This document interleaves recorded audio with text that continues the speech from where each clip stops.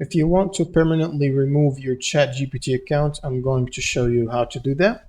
So the first thing you'll need to do is open up your browser and head to chatgpt.com.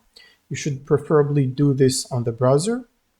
Now, once you're signed in to your ChatGPT account that you want to remove, the first thing you'll need to do is come down to your profile here and click on it. Now you want to click on the settings button to open up the settings. Now from the left panel, you want to come down to the account section and click on it. And in here, you should find the delete section and the delete button next to it. And all you need to do is press the delete button and then click on refresh login after reading these information here, which is basically telling you that the delete is permanent and cannot be undone.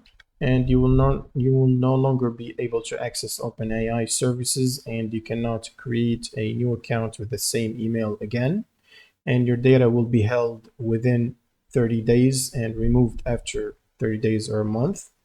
And once you agree to that, you can basically click on the button here. And once you click on it, you should be signed out and your account is pending removal.